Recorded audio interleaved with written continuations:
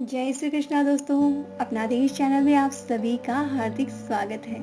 दोस्तों, आज का वीडियो उन सभी पेरेंट्स के लिए बहुत ज़्यादा इम्पॉर्टेंट है जो माता पिता बन चुके हैं या फिर जल्दी बनने वाले हैं। क्योंकि दोस्तों, बहुत सारी बातें होती हैं जो बच्चों की परवरिश करने से पहले पेरेंट्स को पता होनी चाहिए।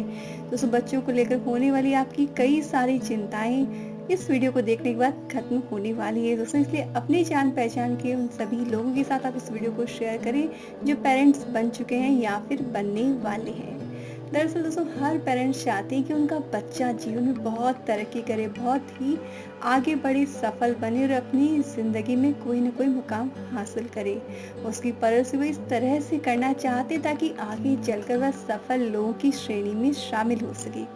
आज जिस तरह की दौड़ भाग की जिंदगी चल रही है, वह हर कोई चाहता है कि उनका बच्चा किसी भी से पीछे ना रहे, हर क्षेत्र में आगे हो, चाहे पढ़ाई हो, चाहे खेल कूद, चाहे अदर करिकुलम एक्टिविटीज। सभी जगह वो चाहते हैं कि उनके बच्चे हमेशा आगे रहे और यही तमन्ना हर पेरेंट्स की होती है। तो सब मानते हैं कि जिस तरह से हाथ की पांचों उंगलियां एक जैसी नहीं होती, उसी तरह हर बच्चा हर क्षेत्र में सफल नहीं हो सकता। हर बच्चे की रुचि हर क्षेत्र में नहीं हो सकती। कुछ बच्चे पढ़ाई में अच्छे होते हैं, कुछ खेल कूद में, और कुछ लोग जो होते हैं वो आर्ट एंड क्राफ्ट में रुचि रखते हैं। लेकिन हम सभी के मन में ये सवाल जरूर से आता है कि सफल बच्चों के पेरेंट्स कुछ तो ऐसा काम करते ही होंगे जो दूसरे बच्चों से वो श्रेष्ठ बन पाते हैं, उनसे बेटर बन पाते हैं। तो कौन से ऐसे काम हैं जो सफल बच्चों के पेरेंट्स उनकी लाइफ में करते हैं ताकि आगे चलकर वो सफल बन सके। दोस्तों, सफल बच्चों की जो पेरेंट्स हैं उनकी परवरिश जिस तरह से करते हैं, उनके कुछ टिप्स हैं जो मैं आपके साथ शेयर करने जा रही हूँ। इन टिप्स के इस्तेमाल से आप भी अपने बच्चे को दूसरे बच्चों से आगे ले जा सकती हैं। आपका बच्चा स्कूल ही नहीं, आस पड़ोस में भी एक सफल बच्चा कहलाएगा जो उसकी तारीफ करेंगे और अन्य बच्चे उससे प्रेरणा लेंगे। सबसे पहली चीज़ तो ये है कि बच्चे तो बच्चे हैं, इन्हें बस खेलने दो। ये बात आमतौर पर सभी लोगों को कहते हुए आपने सुना होगा। लेकिन दोस्तों, ऐसा सोचना बिल्कुल गलत है। अगर आपकी भी सोच ऐसी है तो सबसे पहले अपनी सोच को बदलें। धीरे धीरे जब हम एक पौधे को पानी देते हैं तभी वह एक बड़ा पेड़ बनता है। यानी कि धीरे धीरे अगर बच्चे नॉलेज गेन करेंगे तभी तो आगे जाकर सफल बन पाएंगे। उन्हें बच्चा कहकर सिर्फ खेल कूद, टीवी या मोबाइल देकर बिठा देंगे तो क्या सीखेंगे वो। इसलिए दोस्तों, बच्चों वाली उम्र में ही उन्हें सीखने की आदत डेवलप करनी चाहिए। अगर बच्चों को बचपन में, यानी कि बचपन इन द सेंस है कि 5-6 साल का बच्चा हो गया और उसके बाद भी ये सोचते हैं कि ठीक है, क्या है, टीवी सीरियल देख रहा है, कार्टून देख रहा है, मोबाइल में गेम खेल रहा है, तो क्या वो बच्चा ही तो है। लेकिन दोस्तों, अगर आप बचपन से ही उन्हें सीखने की आदत नहीं डालेंगे तो आगे जाकर ये बहुत बड़ी समस्या बन जाएगी। फिर टीवी और मोबाइल के वो एडिक्टेड हो जाएंगे और फिर उन्हें, अगर आप चाहेंगे कि वो छोड़ दें और पढ़ाई करें, तो उनके लिए भी संभव नहीं होगा। इसलिए बचपन से ही बच्चों को कुछ न कुछ सीखते रहने की आदत डेवलप करवानी चाहिए। दूसरी चीज़ ये है कि शोध के अनुसार यदि रोजाना बच्चों को माता पिता कुछ न कुछ काम सौंप दे, कोई न कोई काम करने को दे, तो उनमें जिम्मेदारी की भावना आती है। उन्हें रोज कोई नया काम करने को कहें, चाहे घर का हो चाहे बाहर का। काम केवल उनकी पसंद का ही नहीं, आपकी पसंद का भी हो सकता है, क्योंकि एक्चुअली तभी वो जिम्मेदार हो पाएंगे। सबसे पहली चीज़ ये है कि दोस्तों, जब आप किसी बच्चे को जिम्मेदारी देते हैं तो सबसे पहली चीज़ तो ये होती है कि उसमें ये जो है सॉफ्टनेस डेवलप होने लगती है कि उसे जो काम बोला जाए वो करना है। तो अगर आगे जाके वो जॉब करता है तो अपने बॉस की बात को भी उसकी सुनने की आदत रहेगी। जो बच्चे दूसरों की बात को सुनकर उसको फॉलो करना पसंद नहीं करते, वो कम से कम जॉब तो नहीं कर सकते। क्योंकि जॉब में आपको अपने से ऊपर जो भी है उसकी बात सुनने की आदत होनी चाहिए। दूसरी बात, जब आप बच्चों को काम सौंपते हैं तो उनमें जिम्मेदारी की भावना बढ़ती है और वो जिम्मेदारी से काम करना समझते हैं। इसीलिए बचपन से ही बच्चों में कोई ना कोई काम की जिम्मेदारी आपने रोज डालनी चाहिए ताकि वो काम को सही तरीके से करना और जिम्मेदारी उठाना सीखें। तीसरी चीज़ है अपेक्षा या एक्सपेक्टेशन। दोस्तों, हर पेरेंट्स को अपने बच्चों से असीमित, अनलिमिटेड एक्सपेक्टेशन होती है। लेकिन क्या दोस्तों ये एक्सपेक्टेशन सही है? क्या एक्सपेक्टेशन नहीं रखना चाहिए? क्या अपेक्षा रखना गलत है? नहीं दोस्तों, बहुत अधिक एक्सपेक्टेशन रखना गलत है, लेकिन आपने कुछ न कुछ तो उम्मीद बच्चों से बनाए रखनी चाहिए। ये नहीं कि आप बस ये सोच लें कि ठीक है करेगा तो ठीक है, नहीं तो नहीं, ऐसा नहीं।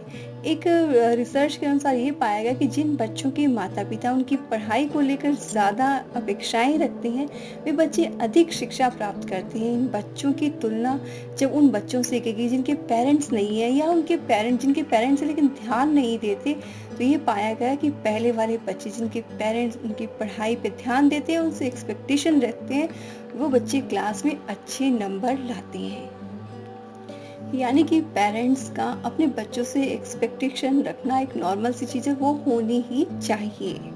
चौथी चीज़ है कि जब हम अपने इमोशन पर कंट्रोल कर लेते हैं तो कई समस्याओं से बाहर निकल आते हैं। यही यदि बचपन से ही बच्चों को सिखाया जाए तो उनकी सफलता का मार्ग आसानी से खुल जाता है। जैसे गुस्से पे कंट्रोल करना सिखाना, जब किसी मुद्दे पर वे फंस जाए तो उसे बाहर कैसे आना है, कैसे हिम्मत जुटानी है, यह भी सिखाना। अगर मूड खराब हो गया है तो उसको कैसे कन्वर्ट करना है। जैसे अगर कोई चीज़ खराब हो गई, उसी समय वो उन मोमेंट्स को याद करता है जब उसने कुछ अचीवमेंट हासिल किया, जब उसने कुछ अच्छा किया, तो तुरंत जो इमोशन उसको नीचे की तरफ ला रहे हैं, जो उसके मूड को लो कर रहे हैं, वही उसके मूड को हैप्पी कर देंगे। तो इस तरह की चीज़ों को कंट्रोल करने के लिए बच्चों में ये हैबिट डेवलप करनी पड़ेगी कि जब उन्हें गुस्सा आए तो किस तरह से वो पेरेंट्स के किए गए काम को याद कर अपने आप को थैंकफुल करें, ताकि वो गुस्सा आना बंद हो जाए। जब टीचर्स पे गुस्सा आए तो उनकी नॉलेज को याद करें कि हाँ, मेरी टीचर कितना अच्छा पढ़ाती है, तो वो गुस्सा कुछ हद तक कंट्रोल हो सकता है। तो ये चीज़ें आपको बचपन से ही डेवलप करनी होगी कि अपने गुस्से पे कंट्रोल करना है, अपने से बड़ों की रिस्पेक्ट करनी है, तभी दोस्तों वो आगे जाके इन क्वालिटीज़ को डेवलप कर पाएंगे। पांचवी बात है कि जो आपके बच्चे सफल बनाएगी वो है हार स्वीकार करना। ये सच है कि हार में कोई सफलता नहीं है, ये तो असफलता ही है। लेकिन यदि हार को स्वीकार करके दोबारा जंग लड़ने की हिम्मत जुटा ली जाए तो इससे बड़ी सफलता और कोई नहीं हो सकती। दोस्तों, आजकल बेसिकली आप ये देख रहे होंगे कि बच्चे जब किसी इवन गेम में भी हार जाते हैं तो फ्रस्ट्रेटेड हो जाते हैं और सामने वाले पे अपनी फ्रस्ट्रेशन शो करने लगते हैं। इसमें वो गलत हरकतें भी करते हैं, मारपीट भी करते हैं, लड़ाई झगड़ा भी करते हैं। तो ये चीज़ें बहुत ज़्यादा नेगेटिव होती हैं। बचपन से ही आपने ये चीज़ डेवलप करनी ज़रूरी है कि अगर हार गए तो अपने हार के कारण को समझे कि कहाँ पे कमी रही, उसको डेवलप करें, उसमें सुधार लेके आए, ताकि उस हार को जीत में बदला जाए, न कि दूसरे पर फ्रस्ट्रेशन निकाली जाए। छठी बात दोस्तों, पेरेंट्स के लिए बहुत ज़रूरी है कि अपने बच्चे को आपने ज़रूर से पढ़ाना है। यदि उसकी क्लास में कम नंबर आ गए तो उसे डांटे नहीं, खेल में हार गया तो उसकी कमियां ना निकालें, उसे अगली बार कैसे और अच्छे से अपने आप को शो करना है, कैसे एफर्ट लगाना है, वो सिखाना है। उसकी हार के लिए कभी उसे शर्मिंदा ना होने दें। अगर नंबर कम आए तो उसके लिए उसे किसी तरह का पनिशमेंट ना दें, क्योंकि दोस्तों इस चीज़ से वो कभी भी फिर उभर नहीं पाएगा और नीचे की तरफ जाने लग जाएगा। जब बच्चा अपने आप को वीक फील करे तो पेरेंट्स की ड्यूटी होती है उसको संभालने की, उसे ज़्यादा पावर देने की, उसे ये एहसास कराने की कि उसके पेरेंट्स उसके साथ हैं। सातवीं चीज़ है कि अगर आप चाहते हैं कि आपका बच्चा जीवन में सफल हो तो उसे लोगों से मिलना जुलना सिखाएं, बात करना सिखाएं, उसे तहजीब सिखाएं, वह समाज में अपनी एक अलग तस्वीर बना सके। इसके लिए उसके व्यवहार में आपको क्वालिटी डेवलपमेंट करना बहुत ज़रूरी है, क्योंकि दोस्तों बात वही होती है लेकिन बात को कहने के तरीके से बहुत ज़्यादा फर्क पड़ता है। इसलिए अपने बच्चों को आपने लोगों से किस तरह से इंटरेक्शन करना है, उस चीज़ की हैबिट आपने डेवलप जरूर से करानी है। आठवीं चीज़ है कि बच्चे बस अपनी पढ़ाई करें, समय से खाना खाए या खेल कूद में भी हिस्सा लें, ये हर माता पिता की चाहत होती है। लेकिन इसके अलावा हर पेरेंट्स को वक्त निकाल कर अपने बच्चे के पास बैठना चाहिए, उससे बात करनी चाहिए, उसके साथ टाइम स्पेंड करना चाहिए, क्वालिटी टाइम स्पेंड करना चाहिए, उसके साथ गेम खेलें, आप उसके समय व्यतीत करें।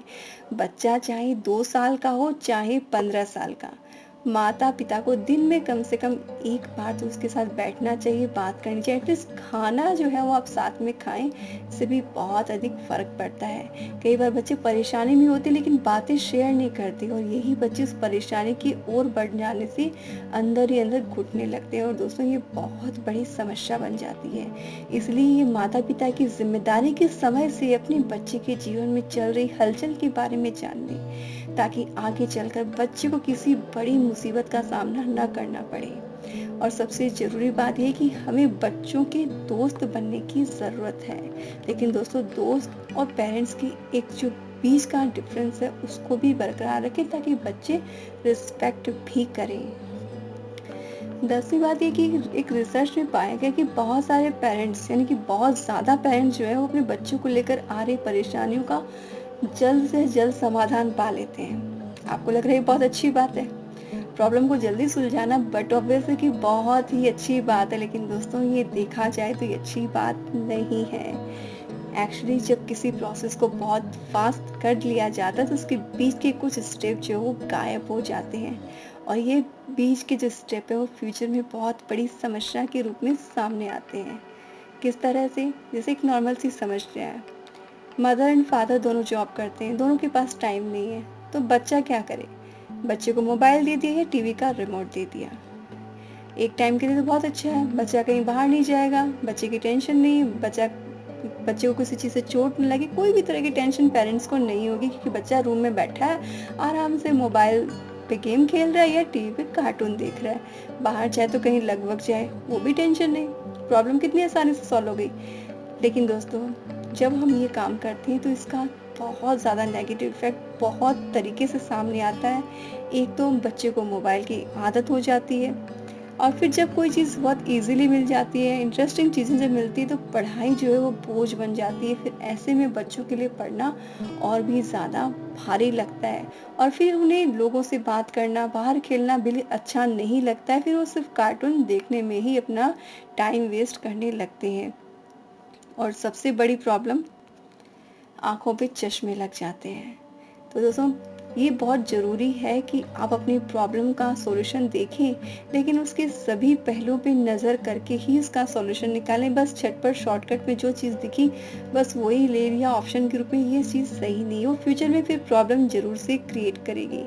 11वीं चीज़ है कि सभी बच्चे कुछ ना कुछ गलती करते ही हैं, लेकिन क्या आप उनकी गलती के अनुसार उन्हें सजा देते हैं? अब आप ये सोच रहे हो कि बच्चों को क्या हर बार सजा देना ज़रूरी है? दोस्तों ये बहुत ज़रूरी चीज़ है। सजा का जो डिसीजन है वो बहुत ज़्यादा मायने रखता है। कहीं उससे कम या अधिक सजा के भागी तो हम नहीं बना रहे हैं, ये चीज़ जानना बहुत ज़रूरी है कि जिस तरह की गलती हो उसी की तरह की उसकी सजा होनी चाहिए।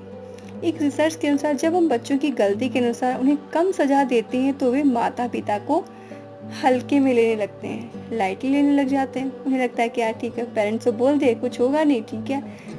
वो फिर से उन्हीं गलतियों को दोहराते रहते हैं क्योंकि उन्हें वहाँ पे पनिशमेंट का कोई डर नहीं होता।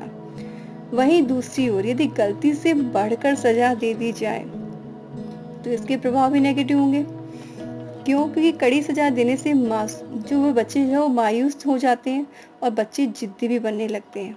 फिर उन्हें लगता है कि पेरेंट्स को क्या है, जैसे ही गलती करेंगे वो तो इस तरह का ही हमें पनिशमेंट देंगे। तो इससे बच्चों और पेरेंट्स के बीच में दूरी बढ़ने लगती है और कुछ माता पिता के विरुद्ध भी हो जाते हैं। इसलिए सजा देने से पहले समझदारी से काम लें। जहाँ तक संभव हो एक दोस्त की हैसियत से उन्हें संभालें और उसी के अकॉर्डिंग हल करें।